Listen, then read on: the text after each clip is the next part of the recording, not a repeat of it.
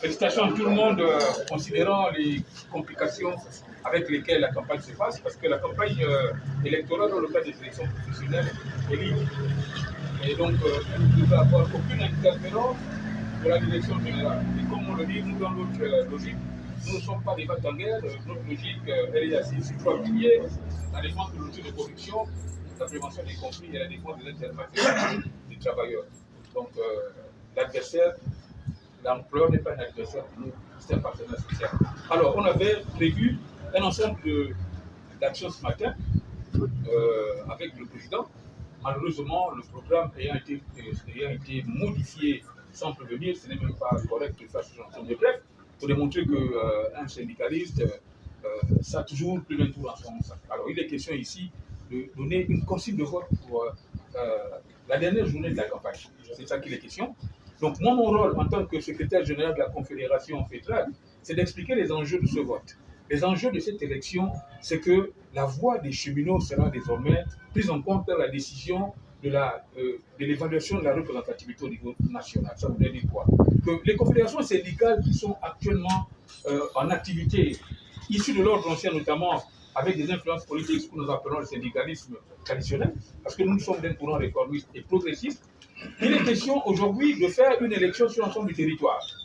Cette élection va faire en sorte que l'ensemble des travailleurs s'expriment et décident de donner leur voix à l'une des organisations confédérales reconnues d'utilité publique pour présider à la destinée de leur avenir demain. Je vais m'expliquer. Il y a des instances de décision où un ensemble de décisions sont prises pour le compte des travailleurs du Gabon entier. Vous savez très bien que nous avons été augmentés de 2,5% des contributions, cotisations CNSS. Personne d'entre nous ne sait comment ce calcul a été fait. Nous disons que, je l'ai expliqué, moi, l'intérêt de modifier les taux de cotisation, c'était pour la pérennisation du système de protection sociale. J'ai expliqué pourquoi c'était important. Et personne d'entre nous ne sait comment ça a été fait. Ça voudrait dire que demain, ils vont faire autre chose en venant nous l'imposer. Aujourd'hui, nous allons influencer justement la modification des conseils d'administration. Parce qu'il y a énormément de conseils d'administration où les travailleurs sont représentés. Au conseil d'administration de la Caisse nationale de sécurité sociale, sur les 15 administrateurs, il y a 5 travailleurs, 5 employeurs et 5 membres du gouvernement.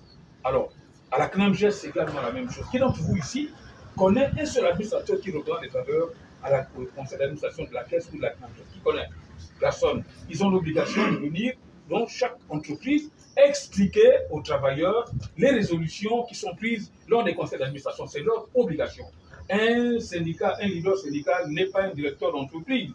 Il n'est qu'un porte-parole et il a l'obligation de se soumettre aux exigences de ses employeurs qui sont vous, les travailleurs.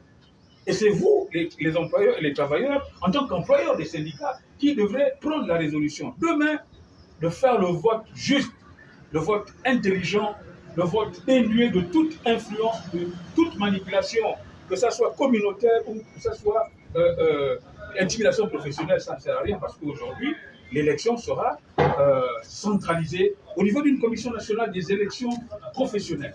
Ça voudrait dire que vous allez simplement faire le vote ici, les résultats vont se retrouver au niveau de la commission nationale des élections professionnelles pour publier les résultats. Donc, quelles que soient les circonstances, aujourd'hui, nous sommes obligés de faire sous forme de conférence de presse, de la consigne de vote. La consigne de vote, c'est de voter la liste FETRAC-CETRAC. Et tout le monde sait que la liste FETRAC-CETRAC, ce sont des listes qui sont présentées par un syndicat qui maîtrise un ensemble de dispositions de la loi. Je vous ai chaque fois dit, quand vous ne maîtrisez pas la loi, l'employeur peut penser que vous êtes un ignorant et puis on va vous faire mendier vos propres droits, ce qui n'est pas normal. Et quand vous connaissez vos droits, vous pouvez vous défendre sans avoir besoin de qui que ce soit. Et c'est le rôle de la FETRAC de donner les outils à tous ses adhérents pour pouvoir se défendre sur le plan de la loi. Donc voici un peu, chers camarades, les éléments que j'avais envie de mettre à vos dispositions pour que vous compreniez bien les enjeux de cette élection. Les enjeux de cette élection, ce sera la somme des délégués du personnel élu sur l'ensemble du territoire, parce que nos élections professionnelles, nous les avons toujours faites au privé, comme chaque année. Sauf que cette année, tous les mandats sont initiés au même moment. Ça voudrait dire qu'à tous les 3 ans, on fera l'élection au même moment.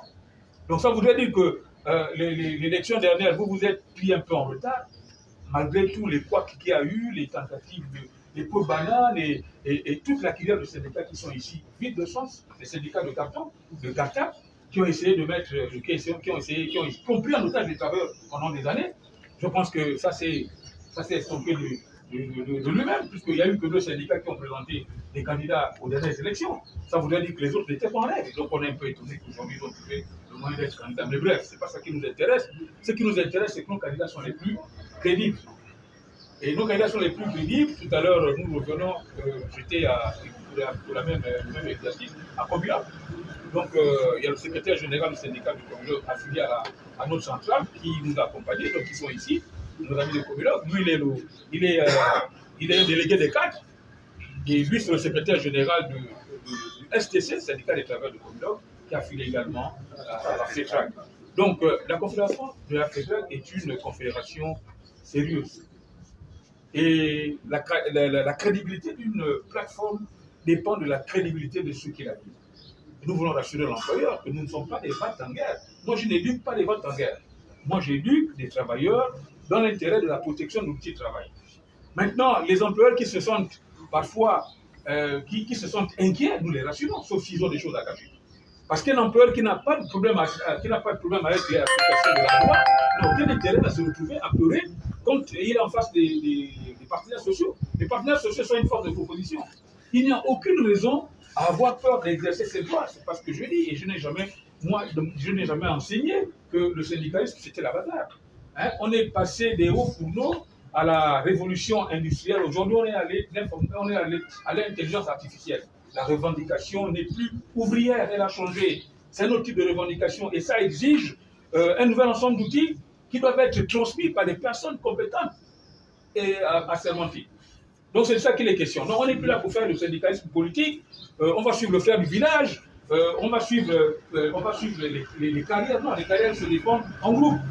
C'est la carrière qui est défendue dans le plan de carrière de toute l'entreprise. Et je vais fixer le cap ici, les délégués du personnel, ils ont une mission précise. Les délégués du personnel ne peuvent pas se substituer en délégués syndicaux. Les délégués du personnel font de la réclamation. La réclamation, je l'ai expliqué ici, je fais une fois. La réclamation, c'est rappeler à l'employeur un oubli qu'il a fait sur les droits d'un travailleur. C'est-à-dire qu'il n'a pas appliqué correctement la loi. Je prends l'exemple le plus facile souvent, c'est les heures supplémentaires. Vous avez travaillé des heures supplémentaires et on ne vous les a pas payées à la fin du mois. Qu'est-ce que vous faites? Vous écrivez au DRH pour dire que bon, moi j'ai travaillé, parce que c'est ma carte de comptable, il manque 8 heures, vous ne m'avez pas payé. Qu'est-ce qu'il fait? Il fait une régularisation administrative, c'est déjà. Et vous, les délégués du personnel, c'est ça votre rôle. Les délégués syndicaux, notamment les syndicats, leur rôle, c'est de faire bouger les lignes, c'est de faire évoluer la loi. C'est-à-dire de faire évoluer les conditions de vie du salarié. Et faire évoluer les conditions de vie, ça relève de la négociation. Et donc la négociation, ce sont les partenaires, ce sont les syndicats qui négocient avec l'employeur. Ça, c'est leur rôle. Et donc, dès qu'un syndicat a présenté une liste de candidatures, les délégués élus ne sont plus les délégués du syndicat. Ils deviennent les délégués d'un collège. Donc, ils défendent tous les travailleurs de ce collège sans distinction d'obédience syndicale. Il faudra que vous mettiez ça dans la tête. Ce n'est pas une élection des leaders syndicaux. Non, c'est une élection des travailleurs, des représentants des travailleurs par groupe socio-professionnel. Donc, si vous êtes présenté par un syndicat, mais quand vous êtes élu par tous ceux qui sont du collège, sans distinction d'obédience, parfois même par des sympathisants. Donc, votre rôle, c'est de défendre tous les travailleurs qui sont du même collège que vous. Voilà. Donc, c'est ce que je voulais apporter comme information. Faites la diffusion dans tous vos forums pour expliquer aux gens l'intérêt de voter. La FETRAC, c'est ça. Les autres syndicats, ils ont un bilan.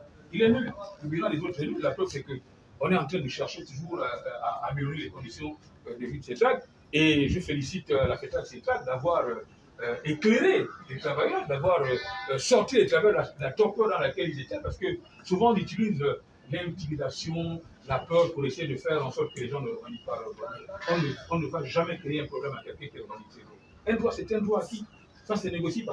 Donc voilà un peu ce que je voulais, Monsieur le Président de la FETRAC, avec toutes mes félicitations pour la qualité de la campagne que vous avez menée. On a vu sur les réseaux sociaux que vous n'étiez pas nombreux à faire comme ça, et je comprends pourquoi les modifications, les horaires et tout ça, ce n'est pas des coïncidences. Ce sont des coïncidences un peu suspectes. Mais bref, on ne rentre pas dans ces détails. Il y a beaucoup d'autres canaux de communication. Donc je vous invite à communiquer sur tous les réseaux sociaux jusqu'à minuit, vous avez encore le temps. Donc de diffuser ces informations-là, pour dire qu'en réalité, la campagne sera close à minuit et que le vote ultime, c'est la FETRAC CETRAC. Voilà, c'est ce que je voulais dire un peu pour... Seconde intervention. Nous, on tenait à vous remercier pour votre disponibilité. Je pense qu'autour de vous, il y a ces hommes et ces femmes qui se sont engagés à donner une voix à la lutte ouvrière aux côtés de la CETRAC. Je suis fier de pouvoir être la FETRAC parce que nous sommes effectivement le syndicat qui se mobilise pour la cause de défense des intérêts des cheminots. Demain est une élection cruciale et là je m'adresse à l'ensemble de mes collègues. Vous aurez l'opportunité de faire le choix du syndicat qui s'est levé depuis plus d'1 an à la défense de vos droits. Dans l'urne, quels que soient les pesanteurs que vous aurez pu avoir, faites le choix de la FETRAC CETRAC. Parce qu'au sortir de cette élection, nous prendrons la main pour tous les sujets qui minent vos activités. Pendant longtemps, on a été martyrisés, marginalisés. L'occasion nous est donnée pour les 3 prochaines années d'assurer pour l'ensemble de nos collègues, quel que soit le secteur d'activité, une prise en compte de nos préoccupations internes et garantir un épanouissement au sein de la CETRAC. Je souhaite bonne chance à mon syndicat. J'invite tous nos camarades d'Ovendo à Franceville à répondre présent au bureau de vote de 8h à 18h et puis on fera le bilan au sortir de tout ça. Je vous remercie.